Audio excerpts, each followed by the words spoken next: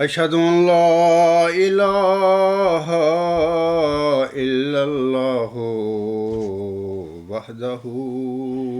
لا شريك له وأشهد أن محمدا عبده ورسوله أما بعد فأعوذ بالله من الشيطان الرجيم بسم الله الرحمن الرحيم الحمد لله رب العالمين الرحمن الرحيم مالك يوم الدين إياك نعبد وإياك نستعين اهدنا الصراط المستقيم صراط الذين أنعمت عليهم صراط الذين أنعمت عليهم غير المغضوب عليهم ولا الضالين وعد الله الذين آمنوا منكم وعملوا الصالحات لا يستخلفنهم في الأرض كما استخلف الذين من قبلهم ولا يمكنن لهم دينهم والذي ارتضى لهم ولا يبدلنهم من بعد خوفهم أمنا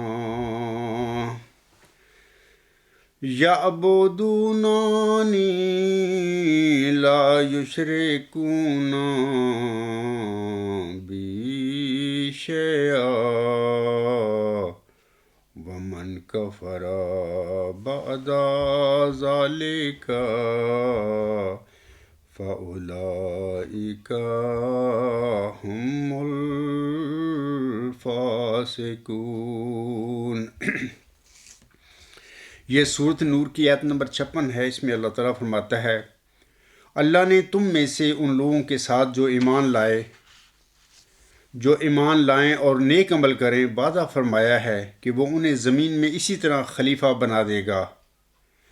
جس طرح ان سے پہلے لوگوں کو خلیفہ بنایا تھا۔ ان کے اس دین کو ان کے لیے مضبوط بنیادوں پر قائم کر دے گا جس کو اس نے ان کے لیے پسند کیا ہے، اور ان کی خوف کی حالت کو امن میں بدل دے گا۔ وہ میری عبادت کریں گے، میرے ساتھ کسی کو شریک نہیں کریں گے، اور جو کوئی اس کے بعد بھی کفر کرے تو پھر ایسے ہی لوگ فاسق ہیں۔ سامعین کرام، یہ جو ابھی میں نے آیت پڑھی ہے اس کے ترجمہ میں جناب مرزا بشیر الدین محمود احمد نے ایک نوٹ دیا ہے۔ مثلا اس آیت میں اللہ تعالیٰ فرماتا ہے کمستخلف الذین من قبلہم، تو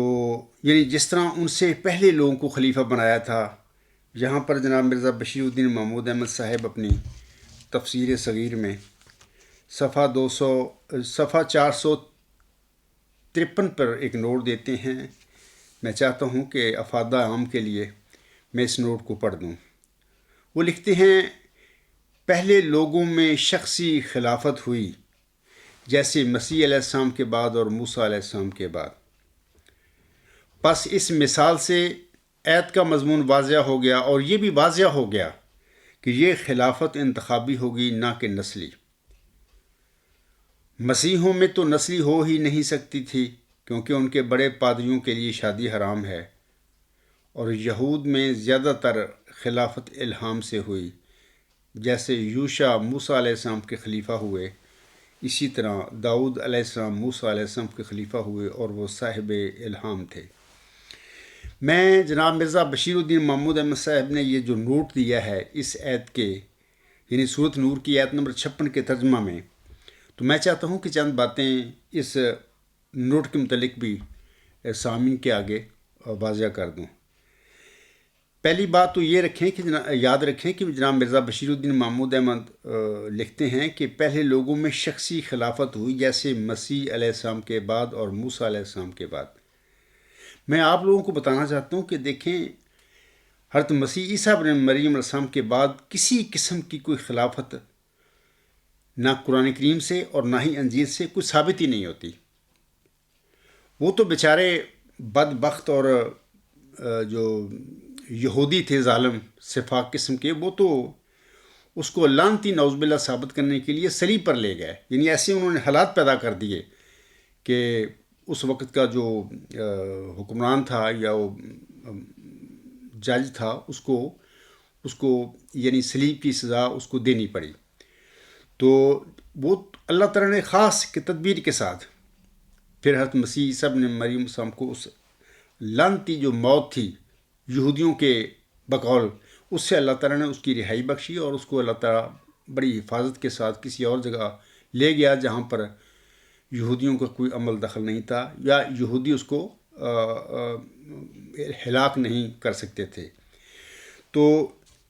حضرت مسیح عیسیٰ ابن مریم السلام کے حوالہ سے جو مرزا بشیر الدین محمود احمد لکھتے ہیں کہ اس کے بعد خلافتی سلسلہ ہوا، ثابت ہی نہیں ہوتا. نہ قرآن کریم سے یہ بات ثابت ہوتی ہے، نہ ہی انجیل سے یہ بات ثابت ہوتی ہے. دوسری بات یہ یاد رکھیں کہ حضرت مسیح علیہ السلام جو تھے وہ تو بذات خود حضرت موسیٰ علیہ السلام کے خلیفہ تھے. یعنی موسوی سلسلہ میں جیسے داؤد علیہ السلام تھے، یوشع علیہ السلام تھے، ایسے ہی حضرت مسیح عیسیٰ ابن مریم علیہ السلام بھی موسوی سلسلے کے خلیفہ تھے، اور وہ حضرت موسیٰ السلام کے ہی خلیفہ تھے،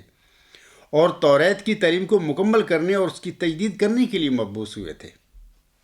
تو پھر ان کی اپنی خلافت کیا ہو سکتی ہے، کیونکہ وہ تو خود تابع نبی تھے. اور تیسری بات یہ یاد رکھیں کہ موجودہ جو پاپائیت ہے اس وقت عیسائیوں میں، یہ تو پالوس یہودی کی ایجاد ہے. حضرت مسیح عیسیٰ ابن مریم السلام کے بعد تو کوئی خلافت ہی نہیں ملتی ہمیں، نہ قرآن سے ملتی ہے اس کا پتہ ملتا ہے، نہ ہی انجیل سے ہمیں خبر ملتی ہے. یہ پالوس یہودی تھا جس نے یہ پاپائیت جو ہے اس وقت جاری ہے اپنا عیسائیوں میں، تو اس کا مبانی وہ تھا. جیسا کہ حضرت مرزا غلام احمد علیہ السلام اس سلسلہ میں فرماتے ہیں، یعنی پولوس یہودیوں کے حوالے سے، یا جو اس نے پاپائیت قائم کی تھی، یا جو اس نے ایک مشرکانہ عقیدہ تثلیث کا بنایا تھا، تو اس کے حوالے سے مرزا غلام صاحب مجموعہ اشتہارات جلد 3 صفحات 291 تا 292 پر فرماتے ہیں. آپ علیہ السلام فرماتے ہیں تثلیث اور 3 خداؤں کی بنیاد دمشق سے ہی پڑی تھی. کیا ہی منحوس وہ دن تھا جب پولوس یہودی ایک خواب کا منصوبہ بنا کر دمشق میں داخل ہوا، اور بعض سادہ لو عیسائیوں کے پاس یہ ظاہر کیا کہ خداوند مسیح مجھے دکھائی دیا، اور اس تعلیم کے شائع کرنے کے لیے ارشاد فرمایا کہ گویا وہ بھی ایک خدا ہے.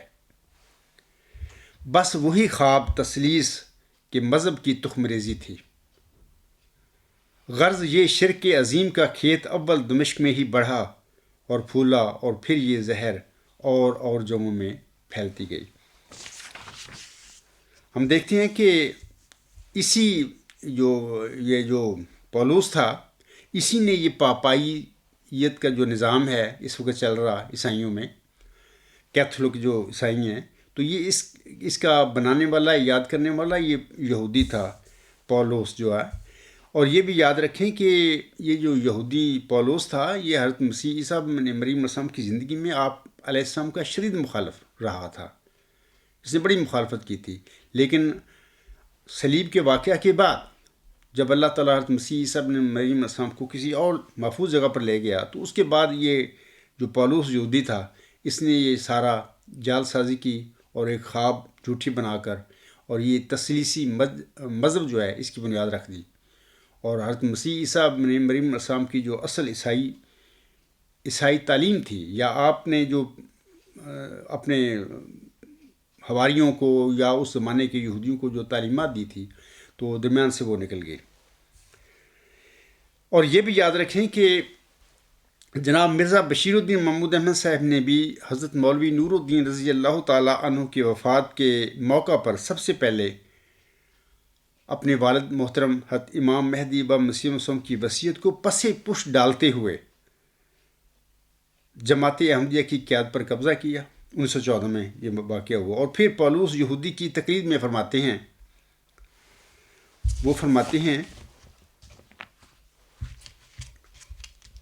تفسیر کبیر جلد 6 صفحہ 390 پر فرماتے ہیں، بشیر الدین محمود احمد اپنی جماعت کو، اپنے پیروکاروں کو فرماتے ہیں کہ جس طرح وہ لوگ یعنی عیسائی لوگ اپنا خلیفہ منتخب کرتے ہیں، اسی طرح یا اس کے قریب قریب تم بھی اپنے لیے خلافت کے انتخاب کا طریقہ ایجاد کر لو. چنانچہ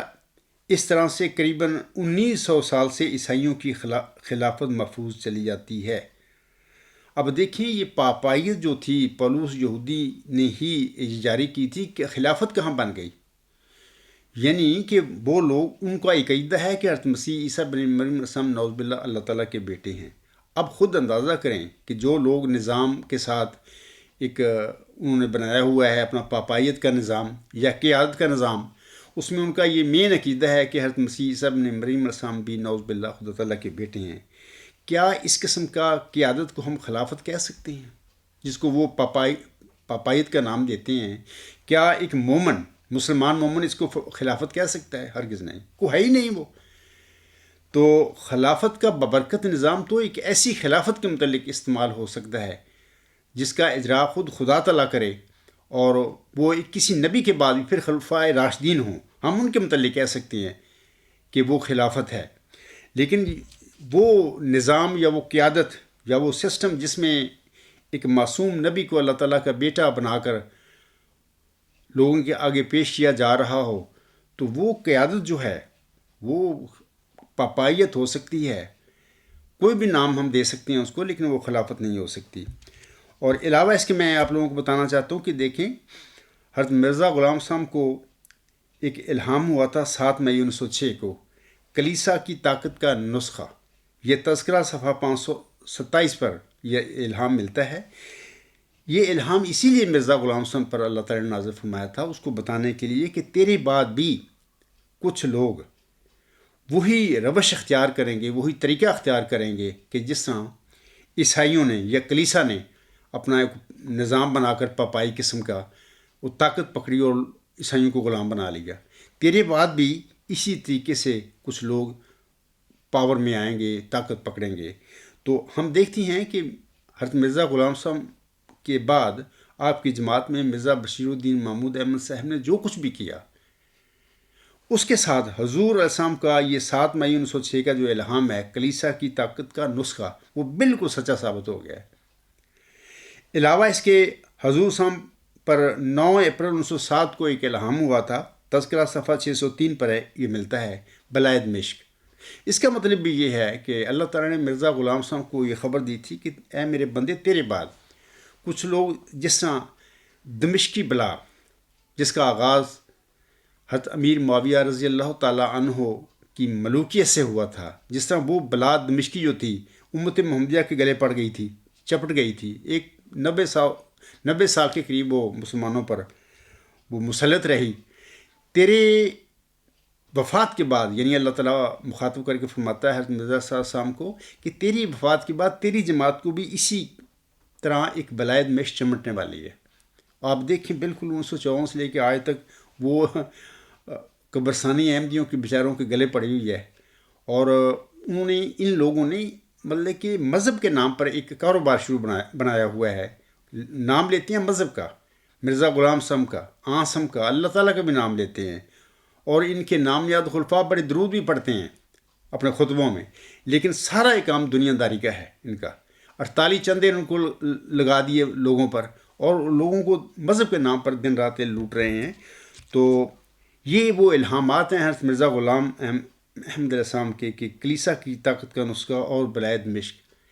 مرزا بشیر الدین محمود احمد نے جو کاروبار شروع کیا 1914 سے اب تک وہ شروع کیا ہوا ہے قبرستانی جماعت میں، اس کاروبار میں یا اس نظام میں یا جو بھی اس کو نام دے لیں، اس میں مرزا غلام صاحب کے یہ دونوں الہامات بالکل سچے ثابت ہو گئے ہیں. مرزا بشیر الدین محمود احمد نے سامعین کرام پولوس یہودی کی طرح ایک نفسانی خواب کی بنا پر 1944 میں جنوری 1944 میں مجھ سے موعود ہونے کا جھوٹا دعویٰ کیا تھا. یعنی پولوس یہودی جو تھا اس نے بھی ایک اپنے پاس سے جھوٹی خواب بنا کر یہ سارا تثلیثی عقیدہ عیسائیت میں داخل کیا، اور یہ پاپائیت کا نظام پھر بنا گیا. اور پھر ایسا غلط آدمی تھا کہ اس زمانے کا جو بھی حکمران تھا اس نے اس کو سلیب دے دی، یعنی یہ سلیبی موت کے ساتھ ہی مارا گیا تھا. یہ پولوس یہودی ہے. تو مرزا بشیر الدین محمود احمد نے بھی پولوس کی پیروی کرتے ہوئے ایک جھوٹی خواب کی بنا پر مجھ سے موعود ہونے کا جھوٹا دعویٰ کیا. وہ جھوٹا دعویٰ اس لیے ہے کہ وہ ذکی غلام جو ہے جس کا انہوں نے دعویٰ کیا بشیر الدین محمود نے، وہ تو اللہ تعالیٰ نے مرزا غلام احمد صاحب کے گھر میں بطور جسمانی لڑکا دیا ہی نہیں تھا، پیدا ہی نہیں کیا تھا. پیدا تب ہوتا جب اللہ تعالیٰ انہیں دیتا، لیکن وہ اللہ تعالیٰ نے نہیں دیا. اس سے یہ قطعی طور پر ثابت ہوتا ہے مرزا غلام صاحب کے الہاموں سے وہ ذکی غلام جو ہے محمدی مریم حضرت مرزا غلام احمد علیہ السلام کا کوئی روحانی فرزند ہے، جو آپ کی جماعت میں آپ کے بعد کسی وقت اللہ تعالیٰ اس کو پیدا کرے گا، اس کو ظاہر کرے گا. اور ظاہر ہے کہ حدیث مجددین کے مطابق یقیناً وہ حضرت مرزا غلام احمد صاحب کے بعد آئندہ صدی کے جو 15 صدی ہے اس کے سر پر وہ یقیناً وہ اللہ تعالیٰ کی طرف سے الہام پا کر روح القدس پا کر کھڑا ہوگا. تو بشیر الدین محمود احمد نے جنوری 1944 میں ایک جھوٹی خواب کی بنا پر دعویٰ کیا. 28 جنوری غالباً 1944 میں قادیان میں انہوں نے دعویٰ کیا پہلا مسلم موعود ہونے کا. اور پھر 10 سال کے بعد 10 مارچ 1954 کو ربوہ میں مسجد مبارک میں نماز عصر کے بعد انہوں نے یہ جو اللہ تعالیٰ نے ایک مفتری اللہ کی صورت الحاقہ میں ایک سزا مقرر فرمائی ہوئی ہے، یعنی کہ اللہ تعالیٰ ایک مفتری جو ہوگا اللہ کی طرف جھوٹے خواب بنا کر اللہ تعالیٰ کی طرف منسوب کرے گا یا الہام منسوب کرے گا، اللہ تعالیٰ اس قسم کے مفتری کی شرع کو قطع کر دے گا. تو وہی واقعہ یعنی اس کے دعوے کے بعد 1944 میں دعویٰ کیا، دعوے کے 10 سال بعد اللہ تعالیٰ نے یہ سزا جو ہے مفتری اللہ کی مرزا بشیر الدین محمود کے وجود میں پوری کر دی. اور پھر اس قطع وطین کے بعد وہ 10-11 سال وہ بستر پر لیٹا رہا، یعنی وہ کام کچھ نہیں کر سکا. تو یہ سزا تھی، اللہ تعالیٰ نے اس کو دی، سبق سکھایا کہ اگر تو نے میری لوگوں میں یہ جھوٹ بول کر اپنے آپ کو مجھ سے موت بنانے کی خواہش کی تھی، تو میں تو پھر جھوٹے جو دعوے دار ہوتے ہیں مفتری ہوتے ہیں میں تو ان کو اسی طرح سزا دیا کرتا ہوں. تو وہ بیچارہ 1954 کے بعد پھر اپنی وفات تک 1965 تک تو وہ اسی طرح مطلب کہ بستر مرگ پر پڑا رہا، فالج بھی ہو گیا، بہت ساری اس کی اور بیماریاں بھی تھیں. تو اس کے بعد میں اپنے دوستوں کو یہ بتانا چاہتا ہوں کہ حضرت صلی نے اپنی امت میں خلافت اعلی منہاج نبوت کی جو پیش ہوئی ہے وہ اس طرح فرمائی تھی. حضرت صلی اللہ علیہ وسلم نے اپنی امت کو آگاہ فرمایا تھا. یہ ایک حدیث ہے، میں اب وہ پڑھوں گا. تو یہ حدیث جو ہے مسند احمد کی حدیث ہے. تو اس میں آنسم فرماتے ہیں ان نعمان بن بشیر ان حذیفہ رضی اللہ عنہ قال رسول اللہ صلی اللہ علیہ وسلم تکون النبوہ تو فیکم ما شاء اللہ ان تکون. ثم یرفعها اذا شاء ان یرفع اللہ تعالی ثم تکون خلافت علی منہاج النبوت فتکون ما شاء اللہ ان تکون ثم یرفعها اذا شاء اللہ تعالی ان یرفعها ثم تکون ملکن اعظم فیکون ما شاء اللہ ان یکون ثم یرفعها اذا شاء ان یرفعها اللہ تعالی ثم تکون ملکن جبریتا فتکون ما شاء اللہ ان تکون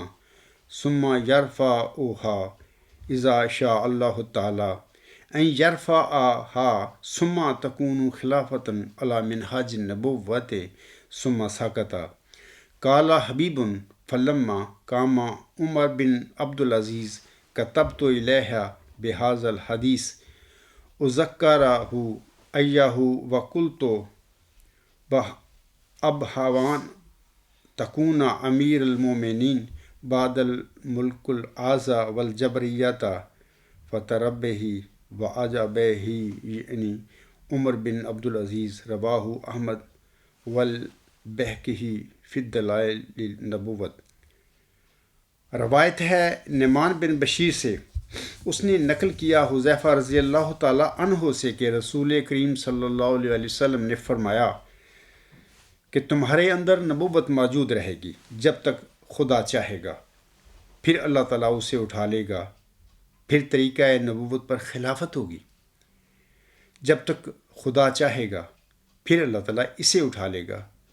پھر ایک طاقتور بادشاہت کا دور آئے گا، جب تک اللہ چاہے گا وہ رہے گی، پھر اسے بھی اللہ اٹھا لے گا اور ظالم و جابر حکومت کا زمانہ آئے گا، پھر وہ رہے گی جب تک اللہ تعالیٰ چاہے گا، پھر اسے اللہ تعالیٰ اٹھا لے گا، پھر طریقہ نبوت پر خلافت ہوگی۔ پھر آپ صلی اللہ علیہ وسلم خاموش ہو گئے۔ حبیب نے کہا، عام طور پر جماعت احمدیہ میں یہاں پر حدیث پڑھ کر آگے اگلی حصہ نہیں پڑھا جاتا، ثم سکت پر جماعت احمدیہ قبرستان میں خلفاء جو بنے پھرتے ہیں یا جو مولوی ہیں یہ حدیث کو یہاں پر پڑھتے ہیں، آگے نہیں پڑھتے، لیکن آگے حدیث جو ہے وہ پڑھتا ہوں۔ حبیب نے کہا، پس جب کھڑا ہوا عمر بن عبد العزیز یعنی خلیفہ ہوا، میں نے یہ حدیث اس کی طرف لکھی، در حالے کہ میں یاد دلاتا تھا اس کو یہ حدیث، اور میں نے کہا میں امید رکھتا ہوں کہ تم ہو امیر المومنین بعد بادشاہت آز اور جبریہ کے۔ پس ان کو اس تفسیر سے خوشی ہوئی اور پسند کیا اس کو، یعنی عمر بن عبد العزیز رحمہ اللہ تعالیٰ نے روایت کیا اس کو احمد اور بہقی نے دلائل النبوت میں۔ سامعین اکرام اور اے میرے احمدی بہنوں، بھائیوں اور بزرگوں،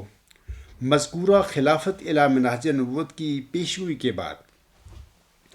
حضرت صلی اللہ علیہ وآلہ وسلم سورہ نور کی آیت 56 کی روشنی میں خلافت الی منہاج نبوت یا قدرت ثانیہ کی تفسیر کرتے ہوئے فرماتے ہیں، آپ صلی اللہ علیہ وسلم فرماتے ہیں، ان اللہ یبعث لہذہ الامۃ علی راس کل مئۃ سنۃ من یجدد لہا دینہا۔ ابو داؤد کتاب الملاحم حضرت ابو ہریرہ رضی اللہ تعالیٰ عنہ سے روایت ہے کہ رسول خدا صلی اللہ علیہ وآلہ وسلم نے فرمایا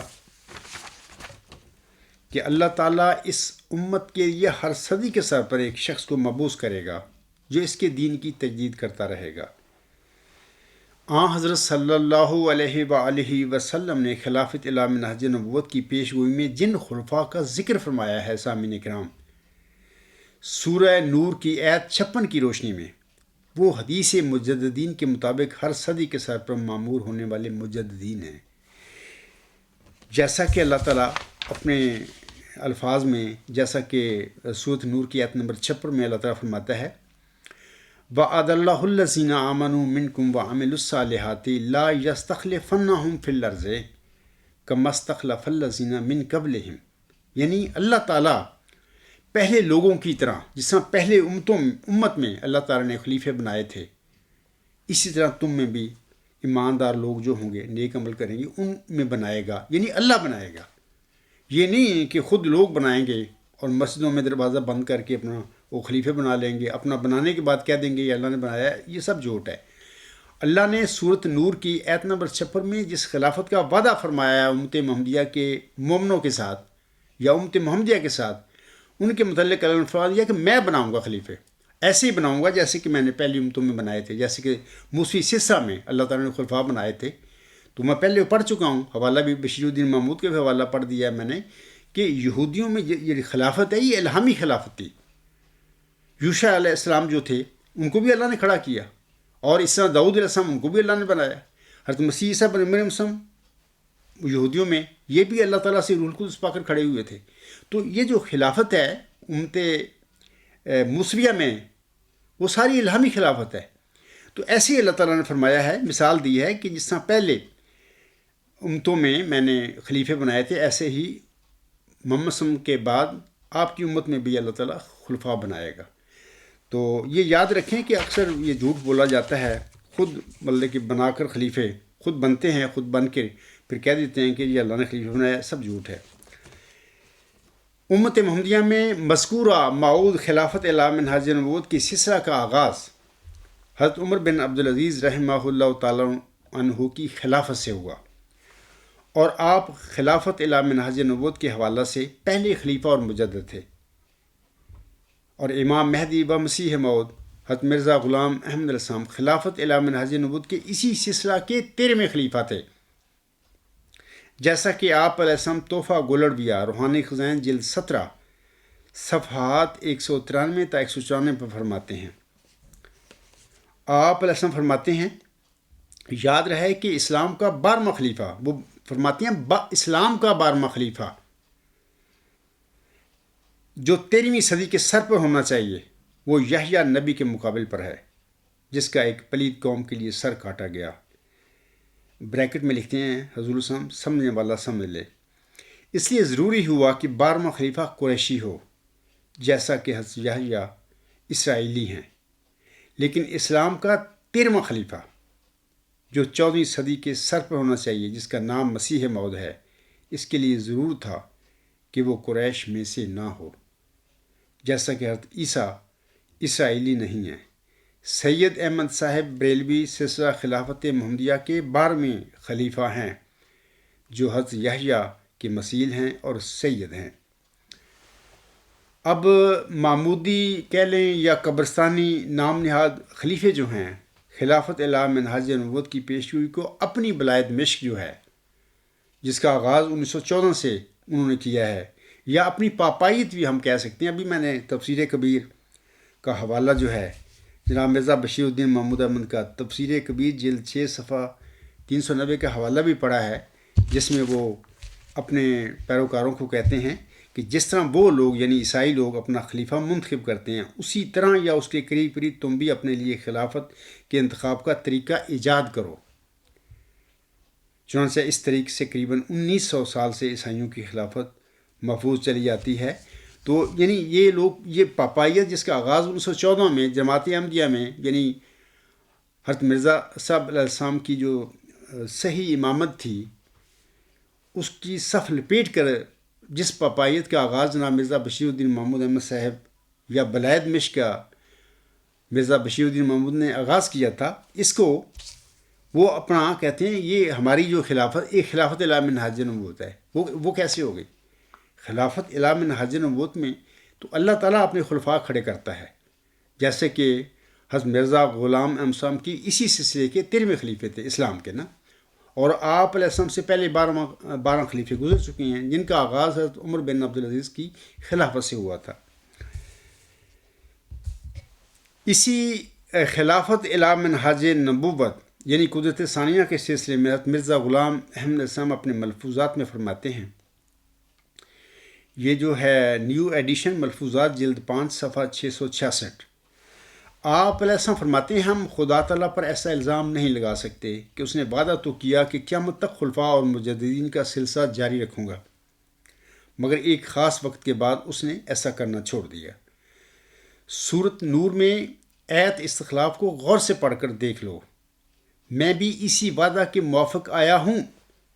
اور اسی واسطے موعود کہلاتا ہوں یعنی حضور صاحب فرما رہے ہیں کہ سورت نور میں یا سورت نور کی آیت نمبر جو 56 ہے، اس آیت میں جس خلافت کا اللہ تعالیٰ نے امت محمدیہ سے وعدہ فرمایا ہے، میں بھی اسی وعدہ کے موافق آیا ہوں اور اس واسطے موعود کہلاتا ہوں۔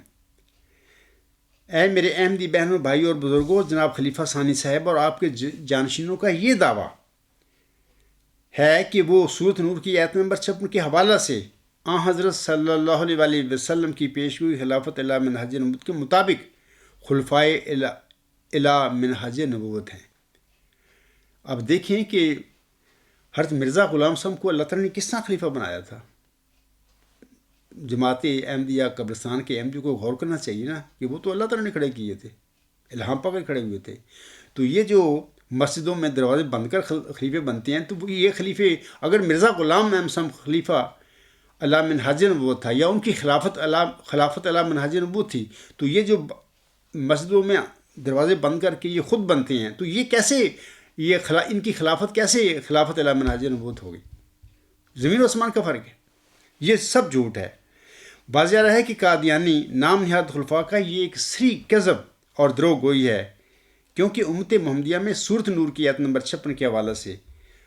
حضرت صلی اللہ علیہ وسلم کی پیشگوئی خلافت الی منہج نبوت کے مطابق تو وہ خلفائے الی منہج نبوت مجددین ہیں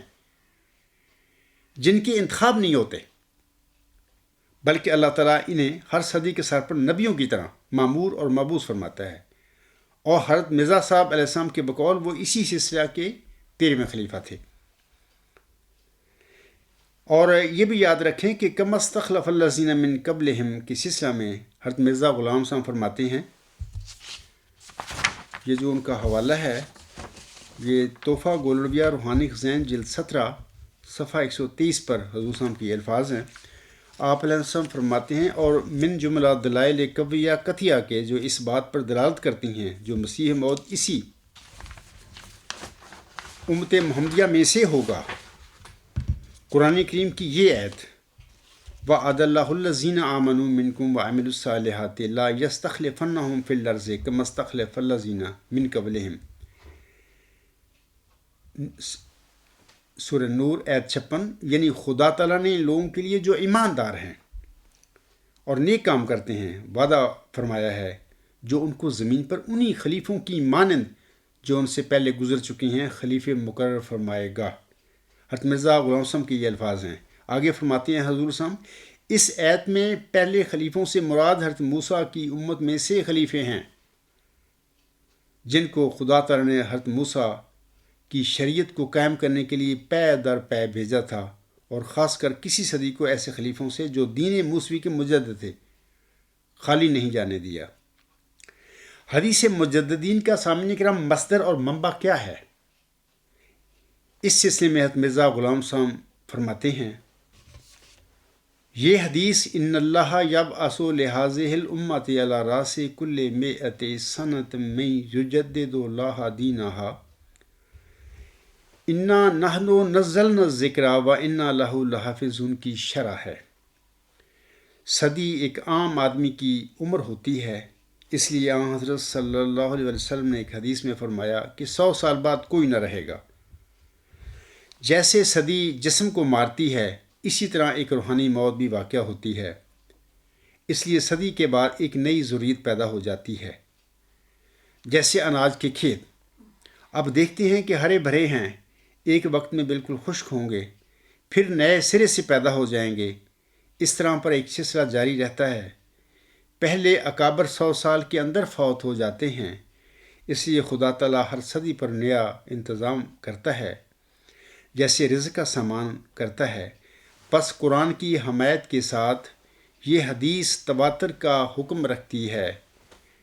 کپڑا پہنتے ہیں تو اس کی تجدید کی ضرورت پیدا ہوتی ہے، اسی طرح پر نئی ضروریت کو تازہ کرنے کے لیے سنت اللہ اسی طرح جاری ہے کہ ہر صدی پر مجدد آتا ہے۔ مزید برآں حضرت مرزا غلام احمد علیہ السلام فرماتے ہیں، یعنی جیسا کہ آپ اپنی کتاب شہادت القرآن روحانی خزائن جلد 6 صفحہ 341 تا 342 پر فرماتے ہیں، آپ علیہ السلام فرماتے ہیں پس یہ آیت یعنی سورۃ نور کی آیت نمبر 56 در حقیقت اس دوسری آیت انا نحن نزلنا الذکر و انا لہ لحافظون کے لیے بطور تفسیر کے واقعہ ہے، اور اس سوال کا جواب دے رہی ہے کہ حفاظت قرآن کیوں کر اور کس طور سے ہوگی۔ سو خدا تعالیٰ فرماتا ہے کہ میں اس نبی کریم کے خلیفے وقتاً فوقتاً بھیجتا رہوں گا، اور خلیفہ کے لفظ کو اشارہ کے لیے اختیار کیا گیا کہ وہ نبی کے جانشین ہوں گے اور اس کی برکتوں میں سے حصہ پائیں گے، جیسا کہ پہلے زمانوں میں ہوتا رہا۔ ہم کب کہتے ہیں، حضور صاحب فرماتے ہیں، ہم کب کہتے ہیں کہ مجدد اور محدث دنیا میں آ کر دین میں کچھ کم کرتے ہیں یا زیادہ کرتے ہیں، بلکہ ہمارا قول تو یہ ہے کہ ایک زمانہ گزرنے کے بعد جب پاک تعلیم پر خیالات فاسدہ کا ایک غبار پڑ جاتا ہے اور حق کے خالص کا چہرہ چھپ جاتا ہے، تب اس خوبصورت چہرہ کو دکھلانے کے لیے مجدد اور محدث اور روحانی خلیفے آتے ہیں۔ اے میرے احمدی بہنوں، بھائیوں اور بزرگوں، اور اے میرے سامعین کرام، خلافت الی منہاج نبوت کی پیشگوئی کے مطابق امت محمدیہ میں معمور اور مبعوث ہونے والے مجددین کے متعلق حضرت امام مہدی و مسیح موعود ارشاد فرماتے ہیں۔ آپ علیہ السلام فرماتے ہیں خلیفہ کے معنی جانشین کے ہیں جو تجدید دین کرے۔ نبیوں کے زمانے کے بعد جو تاریکی پھیل جاتی ہے، اس کو دور کرنے کے واسطے جو ان کی جگہ آتے ہیں ان کو خلیفہ کہتے ہیں۔ یہ ملفوظات جلد 2 صفحہ 666 نیو ایڈیشن۔ اس طرح ایک اور حوالہ سن لیجئے، یہ شہادت القرآن روحانی خزائن جلد 6 صفحہ 353 پہ حضور علیہ السلام کے الفاظ ہیں۔ آپ علیہ السلام فرماتے ہیں افسوس کہ ایسے خیال پر جمنے والے خلیفہ کے لفظ کو بھی جو استخلاف سے مفہوم ہوتا ہے تدبر سے نہیں سوچتے، کیونکہ خلیفہ جانشین کو کہتے ہیں، اور رسول کا جانشین حقیقی معنوں کے لحاظ سے وہی ہو سکتا ہے جو ذیلی طور پر رسول کے کمالات اپنے اندر رکھتا ہو۔ اس واسطے رسول کریم نے نہ چاہا کہ ظالم بادشاہوں پر خلیفہ کا لفظ اطلاق ہو، کیونکہ خلیفہ در حقیقت رسول کا ذل ہوتا ہے۔ اسی طرح ایک اور میں اقتباس پڑھتا ہوں حضور صاحب کا، یہ ملفوظات جلد 10 صفحہ 262 پر ہیں۔ الفاظ حضور صاحب کے، آپ ایسا فرماتے ہیں خلفاء کے آنے کو اللہ تعالیٰ نے قیامت تک لمبا کیا ہے، اور اسلام میں یہ ایک شرف اور خصوصیت ہے کہ اس کی تائید اور تجدید کے واسطے ہر صدی پر مجدد آتے رہے اور آتے رہیں گے۔ سامعین کرام، حضرت مرزا غلام احمد علیہ السلام اپنی شعرا آفاق کتاب تحفہ گولڑ بیگا روحانی خزائن جلد 17 صفحات 202 تا 204 پر فرماتے ہیں۔ آپ علیہ السلام فرماتے ہیں چونکہ اللہ تعالیٰ جانتا تھا کہ حسب وعدہ کما استخلف الذین من قبلہم آخری خلیفہ اس امت کا حضرت عیسیٰ علیہ السلام کے رنگ میں آئے گا، اور ضرور ہے کہ وہ حضرت عیسیٰ علیہ السلام کی طرح قوم کے ہاتھ سے دکھ اٹھائے اور اس پر کفر کا فتویٰ لکھا جاوے اور اس کے قتل کے ارادے کیے جائیں۔ اس لیے ترہم کے طور پر تمام مسلمانوں کو یہ دعا سکھلائی کہ تم خدا سے پناہ چاہو کہ تم ان یہودیوں کی طرح نہ بن جاؤ جنہوں نے موسوی سلسلہ کے مسیح موعود کو کافر ٹھہرایا تھا اور اس کی توہین کرتے تھے اور ان کو گالیاں دیتے تھے۔ اے میرے احمدی بہنوں اور بھائیوں، دیکھیں حضرت مرزا غلام صاحب نے جو لکھا ہے سچ لکھا ہے۔ اللہ تعالیٰ نے مسلمانوں کو یہ بڑی پیاری دعا سکھلائی سورۃ فاتحہ میں، جیسا کہ اللہ تعالیٰ اپنے بندوں کو مخاطب کر کے فرماتا ہے کہ تم دعا کیا کرو، اور ہم مسلمان سب 5 دفعہ دن میں یہ دعا کرتے ہیں کہ اہدنا الصراط المستقیم، یعنی اے اللہ تعالیٰ ہمیں سیدھے راستے پر چلانا، سیدھے راستہ پر چلانا۔ صراط الذین انعمت علیہم، یعنی ان لوگوں کے راستہ پر جن پر تو نے انعام کیا۔ غیر المغضوب علیہم ولا الضالین، نہ کہ ان لوگوں کے راستے پر جن پر تیرا غضب نازل ہوا، جن پر تیرا غضب بھڑکا، اور نہ ہی ان لوگوں کے راستے پر جو گمراہ ہو گئے، ضال ہو گئے، جنہوں نے ایک انسان کو، ایک مٹی کے بنے ہوئے انسان کو اللہ تعالیٰ کا بیٹا بنا لیا. یعنی یہ گمراہ لوگ ہیں عیسائی سارے. ان آیات میں اللہ تعالیٰ نے مسلمانوں کو یہ دعا سکھائی کہ تم دعا کرتے رہنا کہ تم مطلب کہ ان رویوں سے بچ جانا. یعنی اللہ تعالیٰ تمہیں بچا دے کہ جو یہودیوں کے رویے تھے، اور یہ جو عیسائیوں کے رویے ہیں ان سے بھی مطلب کہ اللہ تعالیٰ تمہیں بچائے. یہ دعا اللہ نے ہمیں سکھلائی ہے. لیکن اس کے باوجود ہم دیکھتے ہیں کہ 1 صدی قبل بھی امت محمدیہ کا کیا حال تھا جب مرزا غلام احمد صاحب اللہ تعالیٰ سے حقوق کو چھپا کر کھڑے ہوئے تھے. تو ہم دیکھتے ہیں کہ اس زمانے میں بھی امت محمدیہ میں یہودیانہ اور جو نصارہ کا جو رویے ہیں، جو انہوں نے جھوٹے عقائد بنا رکھے ہیں، اس قسم کے رویے امت محمدیہ کے علماء سے بھی اور عام لوگوں سے بھی ظاہر ہوئے تھے. اور اسی وجہ سے انہوں نے حضرت مرزا غلام احمد صاحب ایک صادق کی ڈٹ کر مخالفت کی اور اس پر کفر کے فتوے لگائے اور قتل کرنے تک کو انہوں نے اپنے استعمال کیے، کوششیں کی کہ قتل کر دیں، مقدمات دائر کی ان پر. تو ہر قسم کی نعوذ باللہ من ذالک ان کو توہین کرنے کے لیے وہ کام کرتے رہے. اور آج مرزا غلام صاحب کو چلہ ہوشیارپور میں جس ذکی غلام کی بشارت دی گئی ہے، دراصل وہ موسوی سلسلے میں جو ذکی غلام بن باپ پیدا ہوا تھا مریم علیہ السلام کے گھر میں، اور جس کو اللہ تعالیٰ نے قرآن کریم میں مسیح عیسیٰ ابن مریم کا نام دیا ہے. اسی طرح امت محمدیہ میں بھی پہلے ایک وجود کو اللہ تعالیٰ نے مریمی روحانی مقام و مرتبہ بخشا، یعنی مرزا غلام صاحب کو. اور پھر چلہ ہوشیارپور میں جب وہ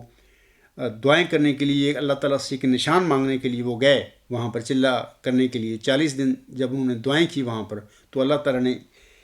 اسی مرزا غلام احمد صاحب کو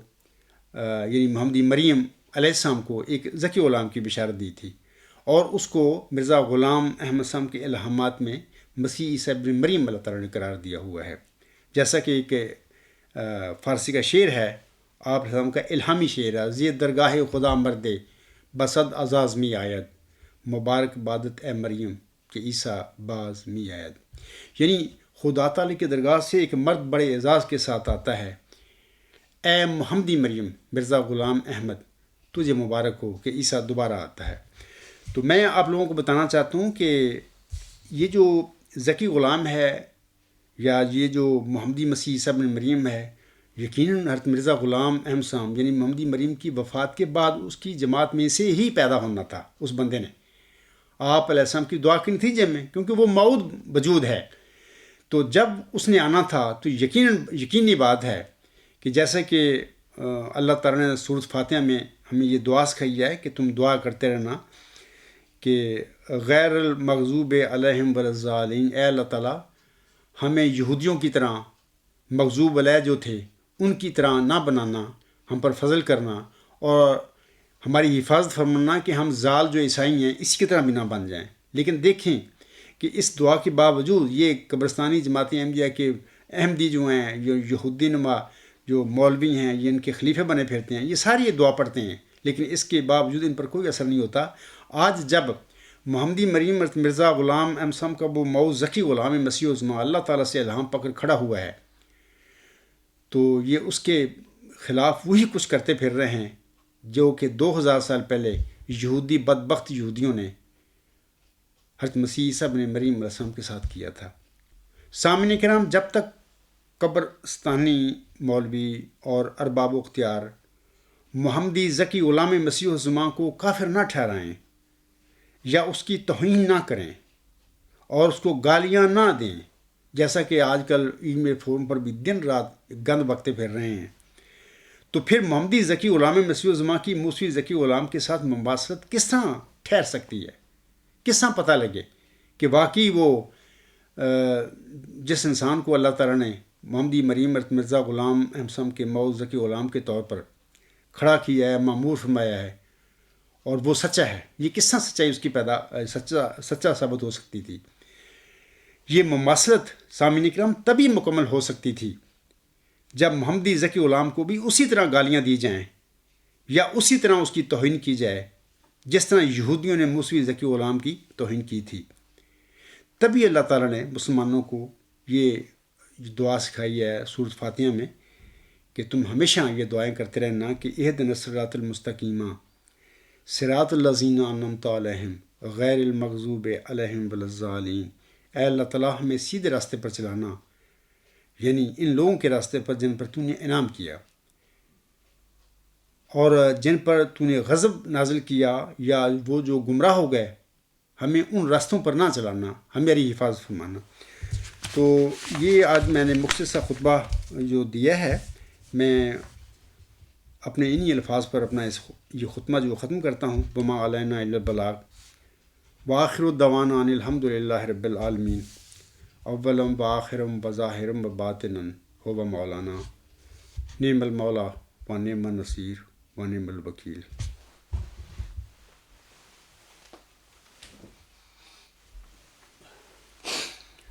الحمد للہ نحمدہ ونستعینہ ونستغفرہ ونؤمن بہ ونتوکل علیہ ونعوذ باللہ من شرور انفسنا ومن سیئات اعمالنا، من یہدہ اللہ فلا مضل لہ ومن یضللہ فلا ہادی لہ، ونشہد ان لا الہ الا اللہ ونشہد ان محمدا عبدہ ورسولہ۔ عباد اللہ رحمکم اللہ، ان اللہ یامر بالعدل والاحسان وایتاء ذی القربی وینہی عن الفحشاء والمنکر والبغی یعظکم لعلکم تذکرون۔ اذکروا اللہ یذکرکم وادعوہ یستجب لکم ولذکر اللہ اکبر۔